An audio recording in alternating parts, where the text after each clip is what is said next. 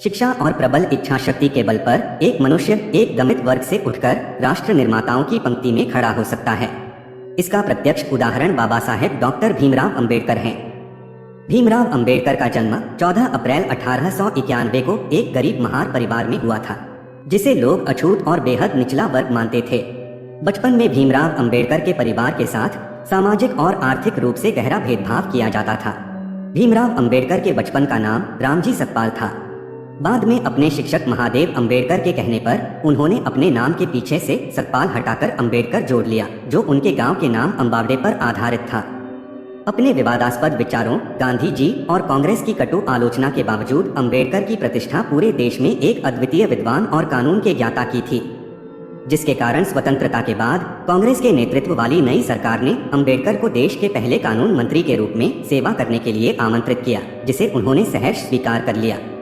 29 अगस्त 1947 को अंबेडकर को संविधान की रचना के लिए बनी संविधान मसौदा समिति के अध्यक्ष पद पर नियुक्त किया गया और फिर 26 नवंबर 1949 को संविधान सभा ने संविधान को अपना लिया।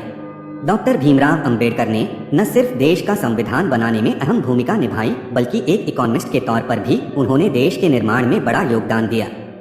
उन्होंने दलितों से सामाजिक भेदभाव के विरुद्ध जीवन भर अभियान चलाया, साथ ही श्रमिकों, किसानों और महिलाओं के अधिकारों का भी पुरजोर समर्थन किया। डॉक्टर भीमराव अंबेडकर का पूरा जीवन हर किसी के लिए प्रेरणा का स्रोत है। आइए सुनते हैं इस महामानव के कुछ अनमोल वचन।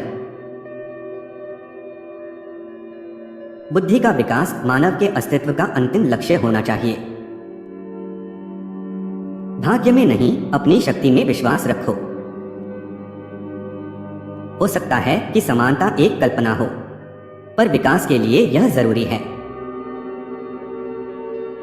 आप स्वाद को बदल सकते हैं, पर जहर को अमृत में परिवर्तित नहीं किया जा सकता। अच्छा दिखने के लिए नहीं, बल्कि अच्छा बनने के लिए जियो। मैं ऐसे धर्म को मानता हूं जो स्वतंत्रता, समानता और भाईचारा सिखाए। मेरी प्रशंसा और जय जयकार करने से अच्छा है मेरे दिखाए गए मार्ग पर चलो। उदासीनता लोगों को प्रभावित करने वाली सबसे खराब किस्म की बीमारी है।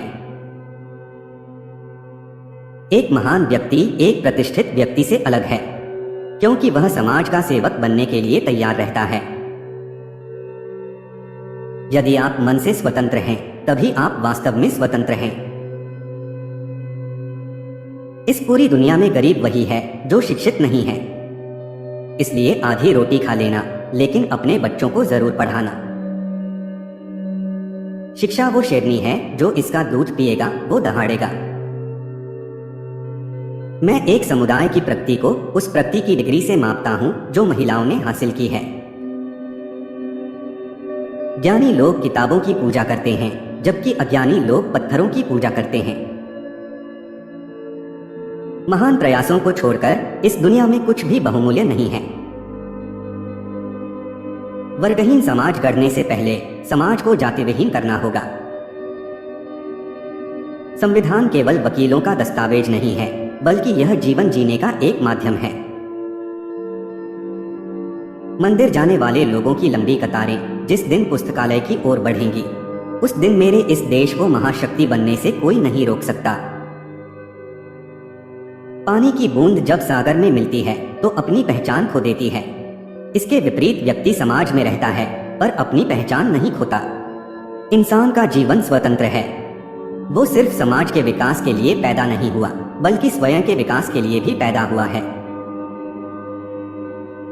जो कौम अपना इतिहास नहीं जानती, वह कौम कभी अपना इतिहास नहीं बना सकती। शिक्षा महिलाओं के लिए भी उतनी ही जरूरी है जितनी पुरुषों के लिए। देश के विकास से पहले हमें अपनी बुद्धि के विकास की आवश्यकता है। जो व्यक्ति अपनी मौत को हमेशा याद रखता है, वह सदा अच्छे कार्य में लगा रहता है। अन्याय से लड़ते हुए आपकी मौत हो जाती है तो आपकी आने वाली पीढ़ियां उसका बदला जरूर लेंगी, और अगर अन्याय सहते हुए आपकी मौत हो जाती है तो आपकी आने वाली पीढ़ियां भी गुलाम बनी रहेंगी। एक संविधान चाहे जितना बुरा हो, वह अच्छा साबित हो सकता है यदि उसका पालन करने वाले लोग अच्छे हों। छीने हुए अधिकार भीख में नहीं मिलते, अधिकार वसूल करना होता है। शिक्षित बनो, संगठित रहो और संघर्ष करो। एक विचार को प्रसार की उतनी ही आवश्यकता होती है जितना कि एक पौधे को पानी की, नहीं तो दोनों मुरझाएंगे और मर जाएंगे। यदि हम आधुनिक विकसित भारत चाहते हैं तो सभी धर्मों को एक होना पड़ेगा। एक सफल क्रांति के लिए सिर्फ असंतोष का होना ही काफी नहीं है, बल्कि इसके लिए न्याय, राजनीतिक और सामाजिक अधिकारों में गहरी आस्था का होना भी बहुत आवश्यक है। जिसे अपने दुखों से मुक्ति चाहिए उसे लड़ना होगा, और जिसे लड़ना है उसे पहले पढ़ना होगा, क्योंकि ज्ञान के बिना लड़ने गए तो हार निश्चित है। जो धर्म जन्म से एक को श्रेष्ठ और दूसरे को नीच बताते हैं, धर्म नहीं गुलाम बनाए रखने का षड्यंत्र है। पति पत्नी के बीच का संबंध घनिष्ठ मित्रों के संबंध के समान होना चाहिए। हमारे देश के संविधान में मतदान का अधिकार एक ऐसी ताकत है जो किसी ब्रह्मास्त्र से कहीं अधिक ताकत रखता है। राजनीति में हिस्सा न लेने का सबसे बड़ा दंड यह है कि अयोग्य व्यक्ति आप पर शासन करने लगता है। कुछ लोग सोचते हैं कि धर्म समाज के लिए आवश्यक नहीं है। मैं यह दृष्टिकोण नहीं रखता। मैं धर्म की नींव को समाज के जीवन और प्रथाओं के लिए आवश्यक मानता हूं। जो झुक सकता है वो झुका भी सकता है। जीवन लंबा नहीं बल्कि महान होना चाहिए।